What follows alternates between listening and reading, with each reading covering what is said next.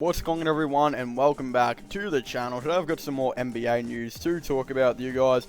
This time actually revolving around the Los Angeles Lakers and Chris Paul, that currently actually being reported that they do have somewhat of interest in him. We've obviously known this for quite a bit now, that they have been interested in him. I'm not exactly too sure why they still want him or anything like that, but yeah, it is currently being reported that the Lakers have interest in Chris Paul.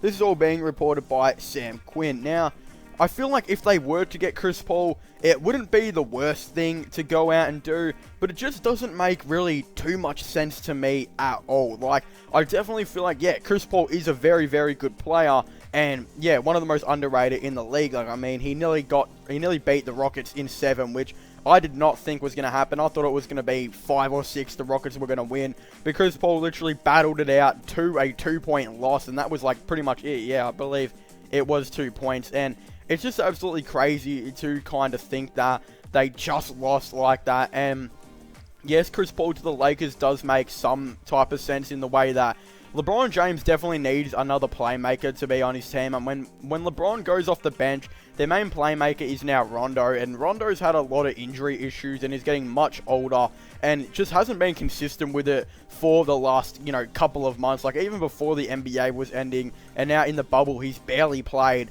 right now. So you can't really blame too much on him. His body hasn't exactly been going too great. But that's just why LeBron does need another playmaker on the team.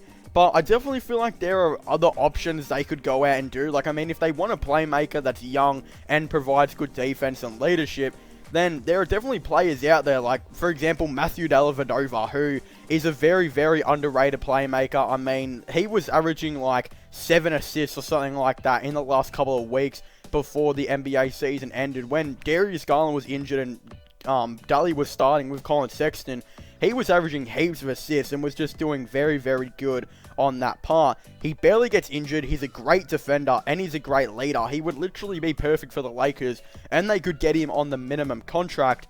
It just doesn't make any sense to me that they would go out and get a player like Chris Paul, who's going to be making more than $40 million, in the next couple seasons.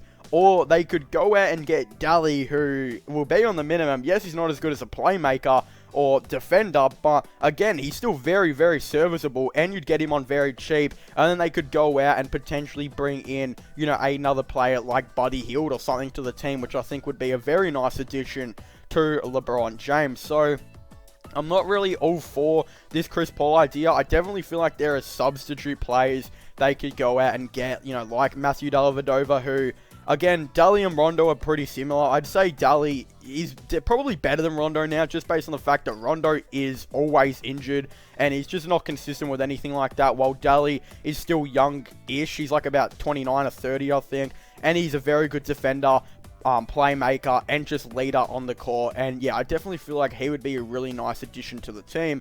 While looking back at Chris Paul, yes, he wouldn't be the worst player to go out and get. I just feel like there could potentially be better players that would fit more with LeBron and the Lakers that would also be on a much cheaper deal. For example, as mentioned earlier, I think Buddy Hield would actually be, pretty nice to kind of have with the Lakers. I mean, the Lakers have been playing this type of system where LeBron James guards the small forward position, Danny Green guards the shooting guard, and then they'll have Avery Bradley guarding, the point guard, etc. I definitely feel like, Avery Bradley being injured for quite a bit now and not actually participating in the bubble due to his, own reasons, then I feel like getting a player like Buddy Hield, they could still kind of run that system. They'd probably have Buddy Hield most likely guarding that, the point guard, and it would just work very, very well in my opinion, because Buddy Hield, he's not exactly the greatest defender, but if you have two very lethal shooters in Buddy Hield and Danny Green alongside LeBron James and JaVale McGee and Anthony Davis in that starting lineup, then that would be a very, very nice, team. And they could still get, Danny Green. He's only on $22 million or so, and they would only just be over the salary cap by not exactly too much compared to certain teams like the Golden State Warriors. So that would be my preferred option for the Lakers, but again, I've talked a lot of negatives on Chris Paul. Chris Paul is still a very, very good player, and I really do rate Chris Paul. But I don't think he would be good for the Lakers. But if we are going to look at some positives, he does bring the much needed playmaking and leadership that they do, you know, lack as a point guard off the bench. Again, Chris Paul would obviously be starting in the team. We all know that. But when LeBron James goes to the bench, potentially then Chris Paul would, you know, be the main point guard on the court. Or if it was, you know, Chris Paul going to the bench, then it would be LeBron James being the main point guard. You know, again, and it would just keep swapping vice versa. And I definitely feel like both these players could work on the same court, as they are, yes, both ball dominant at this point, but both can definitely play off ball. You know, again, we've seen Chris Paul be a bit more ball dominant on OKC, but he definitely played a lot of off ball with, you know, the Houston Rockets when James Harden was isolating the ball, etc. And then you also got as well, LeBron James played a lot of off ball basketball when he played with Kyrie Irving. I mean, both players are very comfortable with playing off ball, and I think it just makes the most amount of sense on that aspect.